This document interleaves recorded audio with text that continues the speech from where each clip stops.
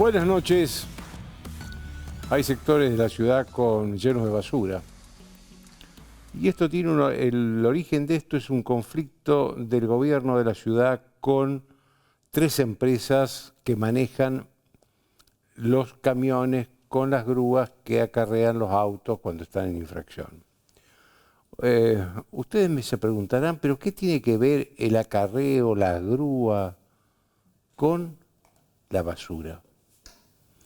Y tiene que ver que los choferes de los camiones de las grúas y los choferes de los camiones de basura están afiliados al gremio camionero. Este es el problema. Porque ¿cómo empezó esto? Empezó con la decisión de Jorge Macri, el jefe de gobierno de la ciudad, de renegociar la concesión con estas tres empresas que tenían los camiones y las grúas. Porque dijo que la concesión que había firmado Horacio Rodríguez Larreta era cara y escandalosa. Entre comillas, lo pongo esto y lo apartemos de este tema porque en algún momento lo vamos a tener que investigar y analizar, porque es la primera vez que escucho a un funcionario de PRO que habla así de un exfuncionario de PRO. Lo cierto es que él anunció que se iba a renegociar porque no le convenía al gobierno de la ciudad tener esa concesión. Se iba a renegociar, nada más. Yo, la verdad que no sé qué opinan las empresas que tenían los camiones y las grúas, porque nunca opinaron. El que empezó a presionar en el acto fue el gremio camionero. Y entonces la respuesta de Jorge Macri fue, no, ahora las estatizo a las empresas, la ciudad absorbe los 300 empleados que tenían esas empresas y eso queda en manos de la ciudad y ya no es más privado. Bueno, ahí se escaló el conflicto. Escaló el conflicto y Moyano parece que enloqueció. Es los primeros síntomas los que estamos viendo, pero no descartemos que el conflicto escale aún más y que veamos volúmenes peores de basura. Porque yo acá sospecho que no es un problema sindical con Moyano. Sospecho que le están tocando el bolsillo a Moyano. Hay una hipocresía que está un poco escondida y que yo creo que tenemos que ponerle un haz de luz encima. Los Moyano, sobre todo el hijo mayor, Pablo Moyano, el hijo del patriarca, tienen un discurso que está a la izquierda de los trotskistas. Cualquier marciano que llega los escucha y dice, gente que cree que la izquierda va a traerle solución a todos los problemas. Pero por otro lado, por la información coincidente que nos llegan, es una familia rica, llena de propiedades, donde además muchas de sus acciones están con empresas vinculadas al transporte, donde ellos se mezclan, digamos, como patrones y como sindicalistas al mismo tiempo. No hay nada que se mueva en la Argentina, nada que no esté vinculado al transporte, que sea ajeno a los Moyano. No hay nada. Hasta los motoqueros van a terminar siendo dentro de poco afiliados forzosos al sindicato camionero. Entonces esto es una extorsión mafiosa. Es una extorsión mafiosa. Mire, que él está vinculado, que Hugo Moyano y su familia está vinculado a empresas del transporte. Yo recuerdo el caso OCA, que fue la principal empresa de correo privado en el país, no sé en qué lugar está ahora, pero fue la principal empresa de correo privado en el país.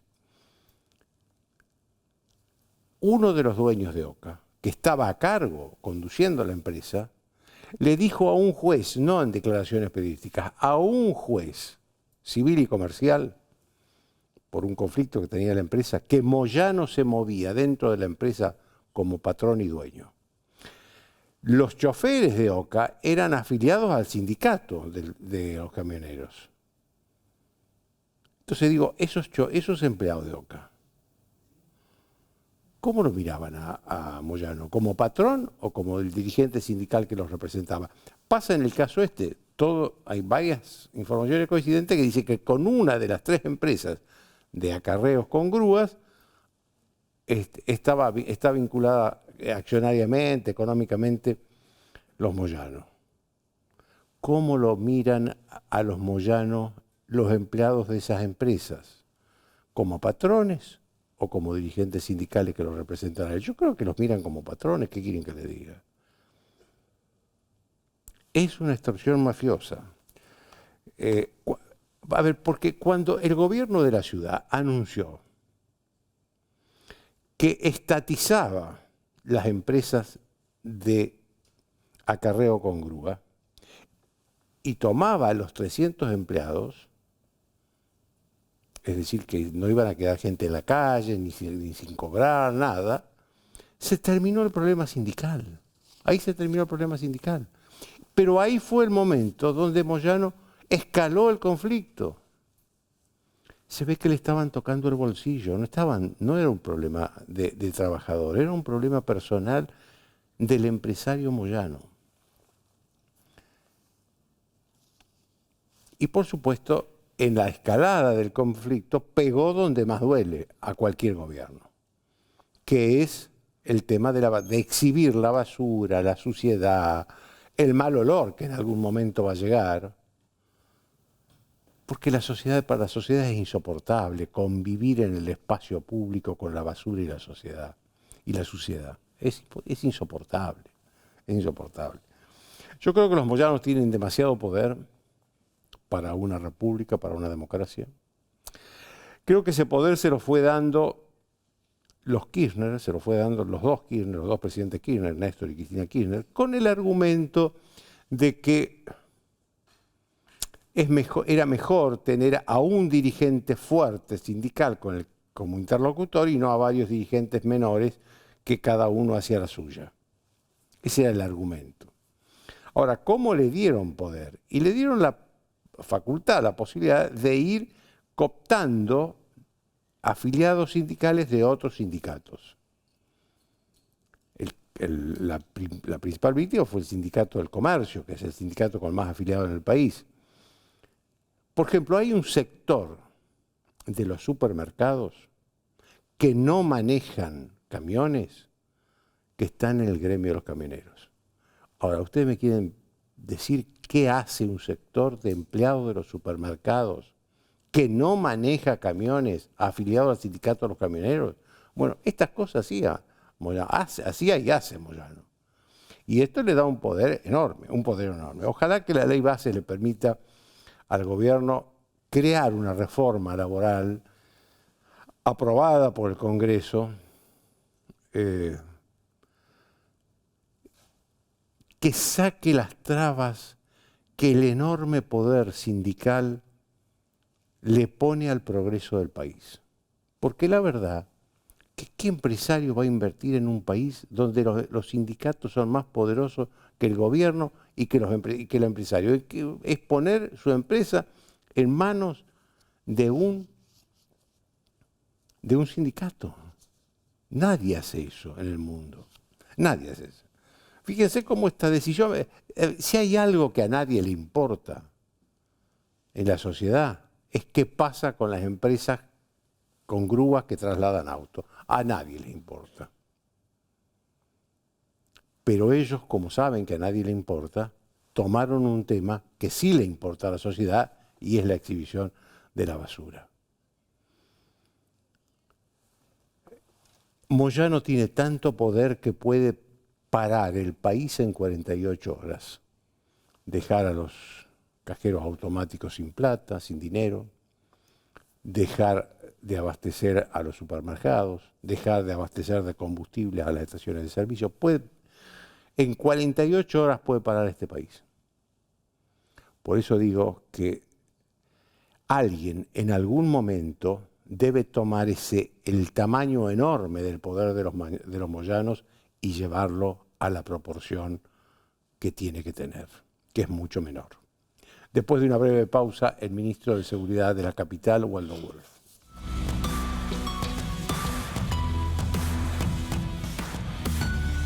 Auspician desde el llano.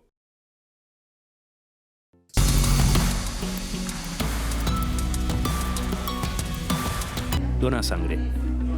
Se necesitan entre 300 y 400 donantes por día. No esperes que te lo pidan. Siempre se necesita. Conocé cómo donar en buenosaires.gov.ar/donasangre. Buenos Aires Ciudad. Vamos por más.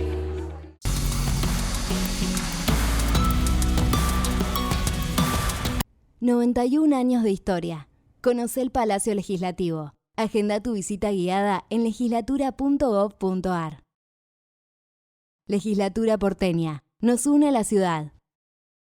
En Arcor trabajamos a través de una gestión sustentable, innovando en cada uno de nuestros productos para que todas las personas podamos vivir mejor. Kini 6, 11 de agosto, más de 4.000 millones. Y hay 3.000 millones que salen o salen. Chinito, mi amor, qué divino. Estas vacaciones de invierno, vení a disfrutar. Te hace falta Tigre. Tigre, municipio. Grupo Petersen, desde 1920, construyendo el país.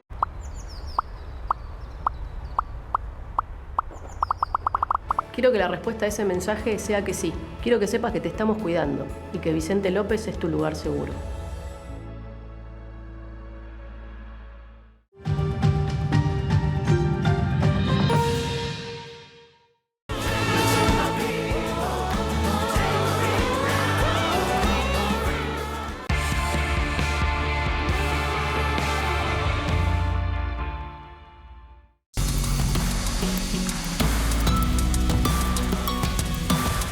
Como les dije, estoy con el ministro de Seguridad de la capital, Waldo Wolf. Lo primero que le quería preguntar era su opinión sobre este conflicto con los moyanos, que va a tener en la calle un problema usted. Bueno, usted lo dijo bien, el problema lo van a tener los porteños y nosotros se lo vamos a solucionar. ¿Van a ganar otra vez los moyanos? No, creo que fue una enorme muestra de carácter y de coraje del jefe de gobierno Jorge Macri de no dejarse extorsionar. Así que, así como en otros ámbitos los argentinos estamos haciendo un enorme esfuerzo, hay que darle la pelea a la patota, hay que darle la pelea a la corporación, no nos van a correr con la basura. Se está normalizando en este momento, yo lo escuché decir a usted en su introducción, que vienen tiempos difíciles. Yo creo que no, espero que no y trabajamos para que así no sea, no nos vamos a dejar extorsionar. Yo celebro la acción de Jorge Macri que revisa lo que tiene que revisar y que se planta ante la corporación. Sería la primera vez que Moyano da un paso atrás, ¿eh? Bueno, siempre es la primera vez. Se enfrentó con alguien que tiene carácter. Usted, además de ministro de Seguridad, fue un importante dirigente de la comunidad judía argentina. Y hubo en los últimos días una amenaza indirecta a través de un diario oficialista del gobierno iraní, que no lo pueden decir ellos en esos términos, al gobierno argentino, porque el gobierno argentino reconoció a Hamás como una organización terrorista. ¿Cuál es la opinión suya, que conoce mucho ese tema? Bueno, nosotros estamos amenazados desde el año 92, si se quiere, cuando explotó la embajada, y desde el 94, cuando explotó la AMIA. Irán siempre se muestra tal cual es. Lo que está diciendo es, si nos amenazan de terroristas, vamos a atacarlos. Contarle a su audiencia que no solo es un diario, un periódico oficialista, el Tehran Times. En Irán no hay prensa no oficialista. Claro. De hecho, no hay políticos no oficialistas porque no podemos pensar a Irán con la mente democrática que tenemos en la Argentina hace 40 años ininterrumpida. Ahí hay un grupo de clérigos que dice quién puede participar y quién no. Así que vivimos amenazados, los argentinos y los judíos argentinos en particular. Nosotros, usted lo sabe, porque y muchos de sus televidentes, cuando pasan por alguna institución de la sociedad civil, si tiene pilotes es de la comunidad judía. Y nosotros llevamos todos los días a nuestros hijos a colegios, clubes e instituciones bajo medidas de seguridad de jefe de Estado. Así que lo sabemos, no nos llama la atención, estamos acostumbrados y damos la pelea. Como ministro de Seguridad, ¿Va a tomar medidas especiales después de esa amenaza? Medidas especiales la Argentina tiene desde el año 94, junto con el Gobierno Nacional trabajamos mancomunadamente los ámbitos federales respecto de las amenazas de terrorismo. Nosotros en la Ciudad de Buenos Aires, bajo mi gestión y el gobierno de Jorge Macri, creamos la División Objetivos Sensibles, que es una división nueva en un ámbito jurisdiccional, porque de esto siempre se encargan las fuerzas federales, pero los que están en la primera fila de un atentado o incluso viendo si hay algún sospechoso de terrorismo, son las fuerzas jurisdiccionales. Así que estamos trabajando de la misma manera que las fuerzas de seguridad lo hicieron a lo largo de estos últimos años, cuidando las instituciones de la comunidad. En este caso también han tomado, digamos, recaudo las fuerzas federales. Sí, sí. No quiero hablar en nombre de las fuerzas federales, pero yo estoy en permanente contacto con la ministra de Seguridad. Digo porque estos dos atentados que usted habló, que ya sucedieron, obviamente, y que creo que fueron los mayores atentados que sufrió la comunidad judía desde el Holocausto. El de la AMIA fue el más grande que ocurrió fuera de Israel desde el Holocausto. Los dos fueron en la capital. Por eso le preguntaba a usted como ministro de Seguridad de la capital si hay precauciones nuevas. Sí, hay las precauciones de siempre con un país terrorista que se jacta de serlo. Así que trabajamos de manera mancomunada con las fuerzas federales. Ellos atienden las cuestiones federales, nosotros las jurisdiccionales, pero trabajamos y le damos la seguridad que hay que dar. Hablemos un poco de la seguridad de la capital. Yo creo que ese es un problema que Rodríguez Larreta no lo había resuelto y tampoco parecen resolverse mucho ahora. Hay una sensación de inseguridad en la capital. Mire, yo no discuto a las sensaciones. Bueno, pero la sensación existe. No, por eso las respeto. Nosotros en la Ciudad de Buenos Aires, en lo que va del año, hemos bajado a 1/3 los homicidios en ocasión de robo. Antes había 1 por mes, ahora tuvimos 1 por trimestre. ¿Por qué? Porque tuvimos la decisión política de incautar las armas blancas de la calle. Dimos la discusión y la mitad de los homicidios que había en ocasión de robo en la Ciudad de Buenos Aires eran con arma blanca. Nosotros los sacamos y bajamos a 1/3 el bien más preciado, que es la vida, los homicidios que había en ocasión de robo. La Ciudad de Buenos Aires es la capital de la República Argentina y nosotros tenemos un problema con el sur de la provincia de Buenos Aires, porque en la General Paz usted no tiene ni una aduana, ni tiene una frontera, ni tiene un límite, una migración. Si usted virtual. Si alguien roba un auto en la avenida Perón y cruza a Crovara, en la Ciudad de Buenos Aires tiene 800 lectores de patentes, donde nosotros tenemos una alerta temprana y salimos a buscar un auto, cuando lo cruza del otro lado no lo hay. Pero nosotros estamos dando una enorme pelea. Se terminaron los piquetes en la Ciudad de Buenos Aires, se terminaron los acampes en la Ciudad de Buenos Aires, se terminaron las ranchadas en la Ciudad de Buenos Aires, la Plaza Lavalle, la Plaza del Congreso, la Feria Perete al lado de Retiro. Ahora, los piquetes, eso es cierto, que los piquetes uno nota que han desaparecido. ¿Es porque la actitud del gobierno de la capital cambió por primera vez? Mire, ¿o porque estas denuncias de corrupción de los grupos piqueteros los debilitaron moralmente, digamos? Las cosas no tienen una sola causa. Lo que le puedo decir es que hoy salió una estadística donde en el país los piquetes bajaron un 22% promedio, en la Ciudad de Buenos Aires bajaron un 50% promedio.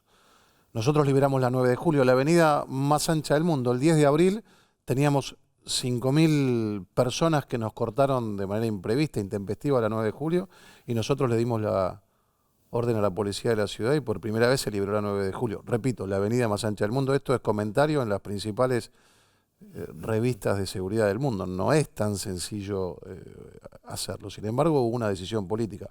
Cuando yo asumí como ministro de Seguridad, el jefe de gobierno me dio la orden de que la policía tome el control de la calle en cuanto al control urbano, y así lo hicimos. Entiendo que tenemos un enorme problema con el flujo de gente que viene a robar muchas veces del conurbano descontrolada. Formar un policía lleva mucho tiempo. Nosotros tenemos la policía mejor formada, mejor equipada, mejor instruida, 2 años de capacitación, el primer año externado, el segundo año internado, y cuando el flujo es grande es difícil mantener los niveles, pero le repito, nosotros nos jactábamos antes de ser la segunda capital más segura de América detrás de Ottawa. Hoy le digo que estamos en los niveles de lo que son delitos graves. Yo siempre, con esta decisión que tomamos de sacar las armas blancas en gente en situación agresiva en la calle, recibimos críticas del pseudo progresismo. Prefiero que nos insulte un pseudo progresista y no tener que poner la cara ante la viuda o la madre de alguien acuchillado, como tuvimos al ingeniero Barbieri en la Finuri Libertador, o como tuvimos al policía Roldán frente al Malva. Así que tenemos una decisión política de dar esta batalla y la estamos dando. Pero hay gente en la calle, digo. ¿Por qué hay tanta gente en la calle? Bueno, hay gente en la calle porque en la Argentina hay 60% de pobreza. Ahora, la ciudad de Buenos Aires tiene 47 paradores para albergar a la gente, donde le damos 4 comidas, donde le damos... ¿Por qué no lo llevan? No lo llevamos, pero hay una ley que no nos permite obligatoriamente hacerlo. Por eso... ¿Hay gente que no quiere? Muchos no quieren ir porque cuidan el lugar donde piden dinero o donde se sienten cómodos por ahí haciendo alguna changa o haciendo alguna otra cosa. Nosotros nos acercamos a la gente en situación de calle con un equipo multidisciplinario donde interviene el Ministerio de Seguridad, donde interviene el Ministerio de Desarrollo Social, donde interviene Espacio Público, donde interviene Salud con el SAME, y le decimos, señor, tenemos un parador para usted. Hoy Buenos Aires es la única ciudad que tiene la posibilidad de contener con un criterio social a la gente en situación de calle. 47 paradores donde se le da 4 comidas, donde hay un médico, donde se pueden bañar y donde pueden dormir. Si no quieren ir, nosotros no permitimos que tengan aquellos que están en una actitud violenta arma blanca. Por eso bajamos a 1/3 los homicidios en ocasión de robo.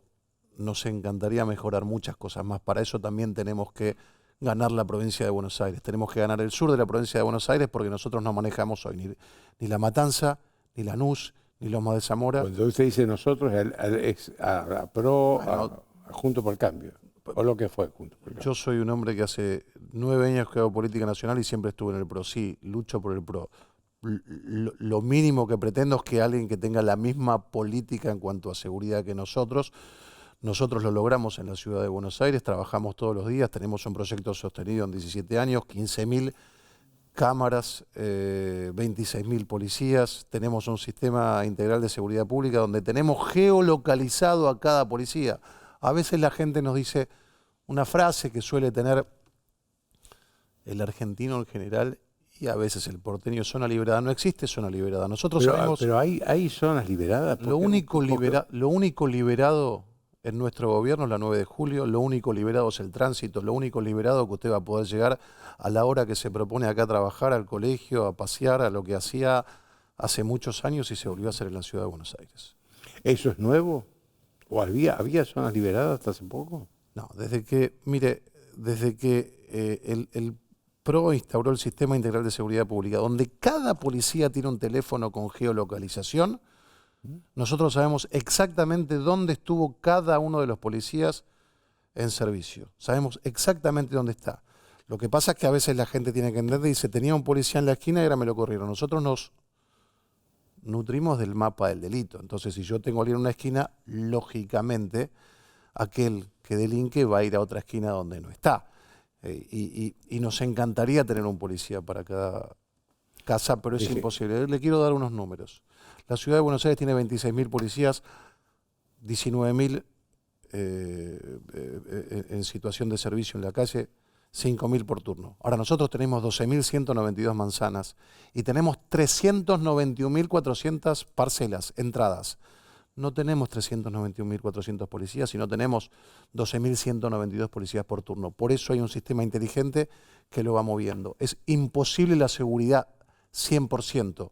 Lo que nosotros podemos decir es que con los recursos que tenemos viendo lo que pasa en la provincia de Buenos Aires, que es nuestro vecino, nosotros tenemos una política de seguridad de excelencia y conducida con el coraje de liberar la ciudad de estos piquetes y otras tantas cosas. Déjeme que le haga una última pregunta, volviendo al tema de la amenaza de Irán. La gente común, la sociedad, ¿debería tomar alguna precaución? Bueno, me tiene que invitar a un programa a hablar de lo que está pasando en el mundo. Antes del 2001 nosotros subíamos a un avión con una botella de líquido y con un cuchillo para comer. Y antes del año 94, yo cuando iba al colegio en la ciudad de Buenos Aires, un colegio de la colectividad judía, entraba como cualquier otro vecino. La gente tiene que entender que el fundamentalismo religioso en muchas partes del mundo hoy empieza a hacer mella todos los días. Sí, el mundo está cambiando y nosotros en la ciudad de Buenos Aires tenemos un proyecto para elevar el nivel de alerta y para darle seguridad a los vecinos de la ciudad de Buenos Aires. Pero la gente común, ¿qué debe hacer? Y la gente común ya sufre este flagelo. Cuando subimos un avión ya no podemos ir más a la cabina de... Esto se tiene que tomar alguna Tuvimos compatriotas que tampoco eran de la comunidad judía, más allá de que murieron muchos que no eran de la comunidad judía en el atentado. Usted recordará lo que le pasó a nuestros compatriotas santafesinos que eran de Rosario cuando estaban en el Central Park y los atropellaron. Y tenemos compatriotas también secuestrados en Israel, en Gaza. Así que sí, el mundo cambió, por eso hay una pelea, a mi entender, que trasciende al judaísmo, que tiene que ver con Occidente, contra prácticas que parecían arcaicas después del Holocausto y hoy algunos las siguen reivindicando. Le agradezco mucho, ministro. Gracias a usted. Una breve pausa y voy a estar con el diputado Martín Yesa, que es el nuevo presidente de la Asamblea Partidaria de PRO, y con él vamos a hablar de lo que está pasando en ese partido. La pausa.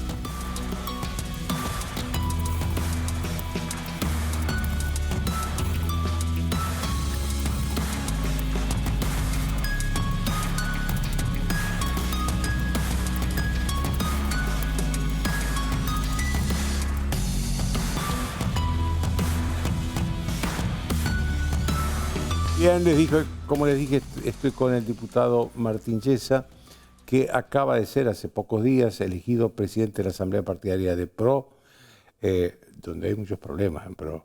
¿Por qué hay tantas peleas en PRO? Y es un proceso de 4 años, Joaquín. Es un proceso de 4 años en donde hubo un proceso interno a cielo abierto.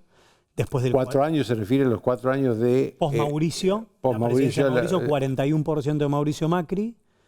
Viste que está esa expresión que dice 2 cabezas piensan mejor que una. A nosotros no nos pasó y nos llevaron en un proceso de interna a cielo abierto en donde nos presentábamos como juntos por el cambio y la sociedad se dio cuenta que no estábamos juntos, que el cambio no estaba claro qué significaba porque había tesis, no sé si contrapuestas, pero muy diferentes, y nos llevó a un resultado del 23%. Entonces, lo que se vio en el resultado de la Asamblea del PRO tiene que ver con varias cosas. La primera y principal viene a colación de una serie de medidas para... El PRO es un partido en donde nosotros sabemos cómo es ganar y cómo es hacer las cosas bien. Empezó con un proceso en la provincia de Buenos Aires. Hoy el PRO en la provincia de Buenos Aires tiene un nuevo presidente, que es Cristian Ritondo, que además es nuestro jefe de bancada nacional. En un proceso de saneamiento en la provincia de Buenos Aires, donde tenemos cantidad de intendentes en municipios muy importantes.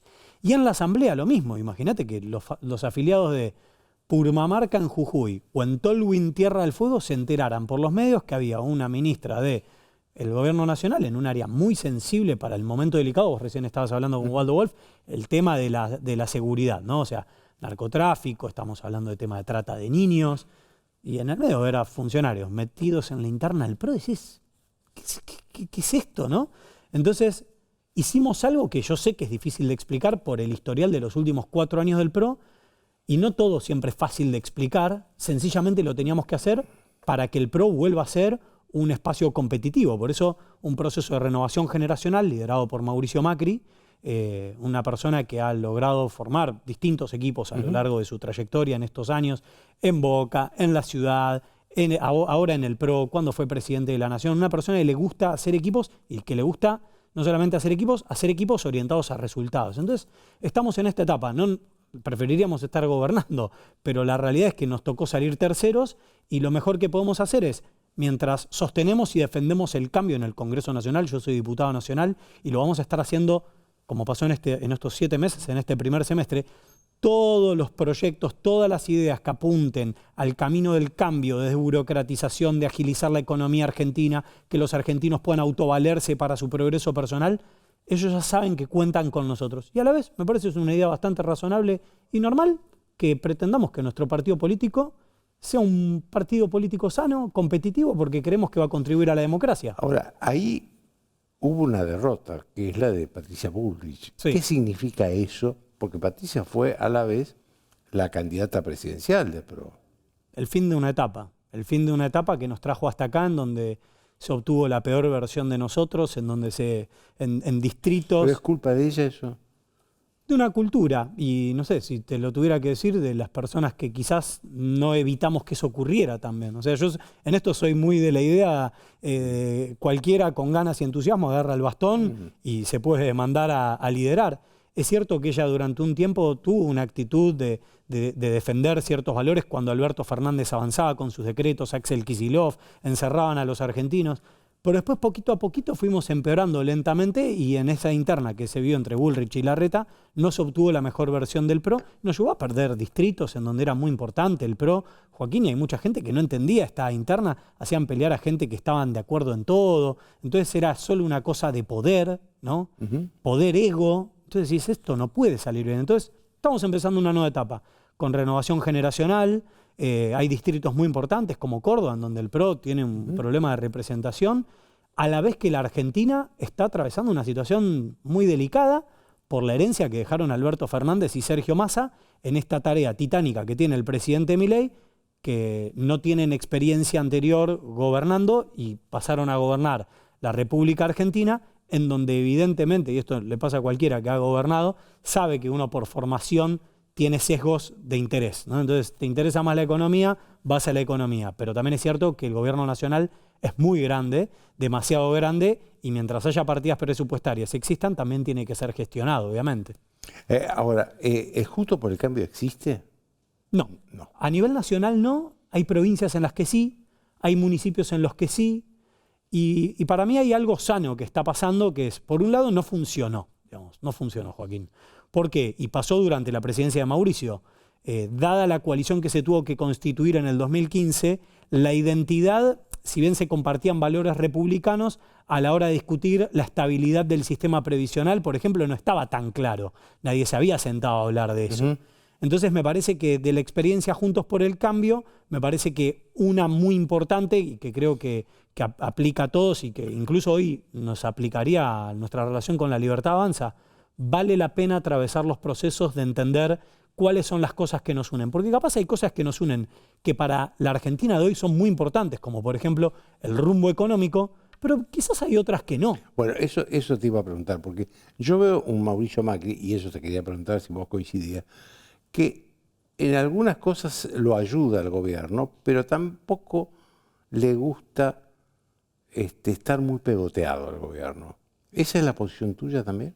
Yo veo algo ligeramente distinto, Joaquín. Yo veo que hay más gente en el gobierno, no el presidente Milei, pero sí veo más gente del gobierno queriéndose pelear con el PRO de lo que el PRO está queriéndose pelear con el gobierno. Vos ves objetivamente la actitud del PRO en los últimos 7 meses, y no solamente es una actitud que podríamos decir meramente burocrática, administrativa, de que levanto la mano, estoy acá diciendo que es importante el camino del cambio, esta misión que está encarando el presidente Milei de desburocratizar el Estado argentino, de achicarlo, de hacer más ágil la economía. Yo tranquilamente podría decir, bueno, sí, habrá que ver, ¿no? Pero no es esa nuestra posición. Nuestra posición con la ley bases no fue meramente administrativa o burocrática de levantar la mano. Fuimos parte de la discusión cultural, lo defendimos en el Congreso, hicimos aportes que, como los buenos amigos, los aportes los hicimos en privado, para que tuviéramos el mejor proyecto de ley posible. Entonces, yo lo que veo es un mayor esfuerzo por gente del gobierno en pelearse con nosotros, y ahí es donde te digo, vos nos conocés hace muchos años, Joaquín, el PRO es una fuerza política que tiene 20 años, con virtudes y defectos nos conocés, ¿sabes? Entonces, hay una cosa en donde nosotros no necesitamos que nadie nos diga gracias. Pero una cosa es, no entiendo por qué parece que te estás peleando más conmigo que con el kirchnerismo, por ejemplo, o con el propio Kicillof. Entonces a veces hay líneas de... ¿Te dolió lo que le pasó a Macri en Tucumán? No, doler no, pero me parece que se podría haber hecho algo distinto, sobre todo por el énfasis con el que le pidieron que viniera. Entonces hay como una cosa ahí medio rara en donde te piden por favor que vengan y después te dicen el presidente estaba en el exterior y volvió por 24 horas. Entonces hay como una cosa ahí, pero no, ni a él ni a nosotros sí que nos sorprendió porque creíamos que podría haber sido mejor. Dicho eso, Joaquín, nosotros somos gente que creemos en el rumbo del cambio, no necesitamos que nadie nos agradezca, no necesitamos que nos suene el lomo. Ahora, de ahí a pelearnos, insultarnos, no sé, me parece que son niveles en donde yo te digo, te voy a levantar la guardia. Yo te voy a levantar la guardia. Hasta ahora estaba con la guardia baja, vos boxeando. Yo estaba con la guardia baja, muchos estábamos con la guardia baja. Estábamos ayudando por absoluta convicción. Lo vamos a seguir haciendo, lo vamos a seguir haciendo. A la vez te levanto la guardia porque no entiendo por qué te estás peleando con nosotros. Es raro. ¿Imaginás una coalición o una alianza electoral de PRO y La Libertad Avanza para el año que viene? Si fuera por los primeros 6 meses, yo te tendría que decir, no sé, me parece que hay cosas que valen la pena. O sea, pudimos coincidir en un montón de agendas. Vos lo viste con lo de la ley bases, lo pudiste ver con la votación del sistema previsional, el concepto cultural de que las votaciones que se cimenten y constituyan en el Congreso de la Nación tengan una base presupuestaria. Más allá de que nos parezca que es correcto aumentar las jubilaciones, si uno aumenta el gasto público pero no determina o qué vas a dejar de hacer, o qué deuda vas a tomar, o qué billete vas a emitir, con las consecuencias que eso generaría. Entonces me parece que, si yo tengo que ver los primeros 6 meses, me parece que hay cosas que el PRO siempre fue frentista. Ahora, veo la agenda de mediano plazo y me parece que es, pensando en los errores que cometimos conjuntos por el cambio, me parece que el proceso vale la pena. Me parece que el proceso vale la pena y ahí es, mira, justo estaba leyendo en estos días, pero había un ensayo interesante de Daniel Kahneman, que falleció hace relativamente poco, y contaba un caso de 2 empresas de ferrocarriles en Estados Unidos. Entonces una compañía de ferrocarriles, los dos se dedican a lo mismo, ¿no? O sea, ferrocarriles que vayan a destino, que funcionen en tiempo, cobran una tarifa, etc. Una compra a la otra, se fusionan, pero terminan quebrando las dos. ¿Por qué? Porque tenían culturas internas muy diferentes y eran tan complejas que no las podían hacer. ¿Y vos crees que eso podría pasar con PRO y La Libertad Avanza? Pienso que en el 70% de los casos, describe Kahneman, pasa eso en las fusiones que no tienen los procesos correspondientes. Si tiene que ocurrir algo así, si lo amerita el cambio que necesita la Argentina, si hay una hoja de ruta clara de cuál es la agenda, vos me decís que puedan votar chicos de 13 años. ¿Qué pensás vos, Joaquín? No. Bueno, entonces, ¿y nos aliamos? Yo pienso que sí. Y vos me vas a decir, no. Bueno, hace 2 semanas salió una filtración del gobierno que decía que querían un proyecto así. Lo pongo como ejemplo porque si yo veo la agenda 2020-2023 de La Libertad Avanza, yo te digo, me parece que lo sano es que seamos partidos políticos diferentes, en donde tu astucia será en qué puntos nos vamos a acercar, por ejemplo, los vinculados a la economía o a la desburocratización. Ahora, vos me sacás proyectos así y yo te levanto la guardia de vuelta, te digo, che, quizás no es necesaria una fusión, sencillamente cada uno anda por su propio andarivel y tratemos de estar a la altura de las circunstancias con la mejor honestidad posible, con todo nuestro talento, para que la Argentina pueda salir de esta fosa, de este foco infeccioso que vos lo describías hace un rato con el tema de la basura, de los Moyano, lo vemos con Loan en Corrientes, redes de trata, narcotráfico en Rosario, en el conurbano, inseguridad. Entonces, son tan complejos los problemas que tiene la Argentina que es, si la cosa ahora funciona de esta manera, guarda con hacer innovaciones, no sé, como fusiones o no, que te puedan llevar a que haya una inconmensurabilidad entre los sistemas. Vos hablas mucho de la coincidencia con lo económico. Déjame hacerte una última pregunta sobre 2 temas que son institucionales. ¿Qué opinás vos del permanente ataque del presidente a los periodistas, por ejemplo, y de esta propuesta del presidente de hacerlo al juez federal Ariel Lijo miembro de la Corte Suprema de Justicia? Mira, el Te voy a sacar de la economía, no, porque ahí es fácil. No, por favor. Sobre el tema del vínculo con el periodismo, me pasan 2 cosas. Por un lado, es algo que no sé, nosotros no lo haríamos. Mauricio Macri, de hecho, durante su presidencia, los índices de libertad de expresión en todos los índices internacionales habían mejorado drásticamente en comparación al pasado kirchnerista. Entonces, sencillamente, no sé, es una diferencia. Si querés, es una diferencia. Nosotros lo haríamos diferente. Yo creo en el poder de que las personas piensen, siempre que sea honesta la diferencia. Me parece que en eso consiste la democracia. Me pasa con cualquier ciudadano a pie que te lo cruzas en la calle y te dice, che, ¿por qué votaste así? ¿Por qué votaste así? Le digo, mirá, yo voté así porque creo en esto, ¿no estás de acuerdo? En eso consiste la vida democrática. No es algo con lo que estemos de acuerdo. Y con el tema Lijo, mira, primero hay una posición de nuestro jefe de bloque, que es Luis Juez, en donde adelantó que no va a votar. Que no va a votar. Ahora, déjame ir un poquito más allá, Joaquín. Sería extraño que en una Argentina en donde cuesta mucho construir consensos, justo sobre un tema como lo judicial, se genere un consenso tan grande como para que en esta secuencia de necesidades que tiene la Argentina se vote un juez de la Corte Suprema. Me llamaría mucho la atención. Si después tiene que ser o no ser, hay gente, hay comités especializados, obviamente tienen que dedicarse, es una etapa esta en donde naturalmente se pone el acento sobre las cosas que llaman la atención de la nominación de un juez. ¿Por qué? Porque dada la circunstancia de la política argentina, podemos estar hablando de un juez potencial del más alto tribunal de justicia de nuestro país. Así es. Por eso, por lo tanto, también como hay un proceso en marcha, te digo dos cosas. Lo primero, me llamaría mucho la atención que no pudimos ponernos de acuerdo en cómo tenía que ser la reforma laboral, pero sí habría un acuerdo con esto, con el kirchnerismo.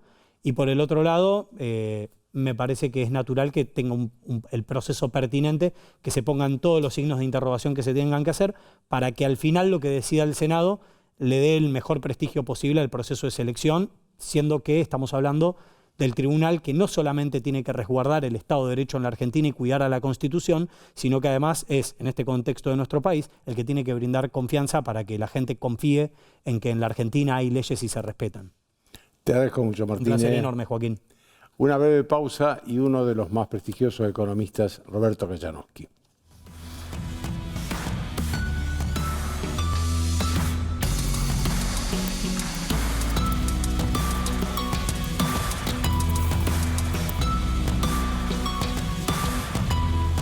Bien, como les dije, uno de los más prestigiosos economistas argentinos, Roberto Kajanowski. Roberto, la primera pregunta que te quiero hacer es que yo esperaba, porque hoy se había anunciado el gobierno una segunda etapa del plan económico, que pasó sin pena ni gloria, porque nadie habló de la segunda etapa. ¿A qué se debe eso? ¿Hubo segunda etapa o no? ¿Habrá segunda etapa o no habrá segunda etapa? Es un misterio. No sé por qué número de etapa vamos ya, ¿no? Además, las etapas van cambiando de nombre, porque vos acordate que ellos empezaron diciendo, o sea, Milei empezó diciendo que iba a dinamitar el Banco Central. O le iba a poner una bomba y que iba a desaparecer, al punto tal que lo nombró de entrada ni bien ganó las elecciones a Emilio Campos para que cerrase el Banco Central y dolarizara. Después resulta que puso a otro que dijo que no, que el peso iba a seguir. Y ahora tenemos que el peso va a ser la moneda fuerte y el dólar va a ser un mal negocio. No sé si viste que Caputo... Sí, Puede quedar como Sidot, pero... Sí, aquella famosa frase del año 81, el que apuesta al dólar pierde, ¿no? Claro. O les hablé con el corazón y me contrataron con el bolsillo. Sí. Yo diría que no se metan en ese campo. La confusión que hay ahí es fenomenal. Yo creo que no tienen claro para dónde tienen que ir, es mi impresión. Además, amenazaron, es curioso, porque de decir que van a dolarizar que el peso y el excremento, pasaron a intervenir en el mercado de cambios, contado con liqui, que anunció eso un sábado el ministro Caputo, que dijo, los dólares que entren por exportaciones los vamos a vender en el contado con liqui. ¿Por qué? Porque en Argentina hay un problema, que es el control de cambios, que hace décadas que viene. ¿Qué es el control de cambio para que la gente entienda? Es lo que es el cepo hoy. No, son dos cosas distintas. Mirá, cepo y control de cambios son dos puntos. Control de cambios es, vos exportás grano, suponete, producís y vos directamente exportás grano. Le vendes tu grano a Hans, en Alemania. Hans te da dólares. La soja era tuya, los dólares son tuyos. Viene este gobierno que se dice libertario, liberal, anarcocapitalista y no sé cuántas historias más, y te dice, venga para acá, Joaquín, deme los dólares que le voy a dar pesos. Usted tiene la obligación de venderle sus dólares. No, más aún, yo nunca tuve acceso a los dólares. No, ni lo viste. O sea, claro. Es más, cuando voy al banco me tome los pesos, no los dólares. No, es más, haber recibió los dólares en el banco, bueno, 15 días lo tiene que traer acá a operar el cambiario. Claro. Ahora, entonces, lo que hacen es obligarte a venderle al Banco Central los dólares. ¿Y con qué los compra el Banco Central? Con emisión de moneda. Entonces dijeron, no, de eso tenemos que terminar, etcétera. Entonces dijeron que iban a intervenir, ¿qué iban a hacer? emiten pesos, circulan, entonces dicen, bueno, parte de esos dólares los vendemos en el contado con liqui para sacar los pesos de circulación, con lo cual bajan en el contado con liqui. Yo te diría, eso de la emisión cero es un cuento chino, porque en realidad si no querían emitir contra el ingreso de dólares, simplemente sacás la ley penal, eliminás el control de cambio. Claro. El control de decir, bueno, Joaquín le vende a Kachanowski dólares para que importe, o Joaquín le vende dólares a Kachanowski para que ahorre o para que gire dividendos. Porque se tiene que intervenir el Estado en un gobierno que se dice liberal, digamos, claro, ¿no? O libertario. Eso por un punto, pero además, guarda, porque a mí me parece que están cantando falta en video con 4, porque no son todos los dólares de exportación los que venden en el contado con liqui. Porque a los dólares que compra el Banco Central, después le tenés que restar lo que tenés que pagar por importaciones, por el pago de intereses, por el pago de fletes, en fin, una serie de conceptos. O sea que lo que queda de margen no es tan grande. Primer trimestre de este año, si se la cuenta, les daba para intervenir con 4 millones de dólares por día en el mercado de contado con liqui, o sea, nada. Y tampoco tienen stock de reservas para intervenir.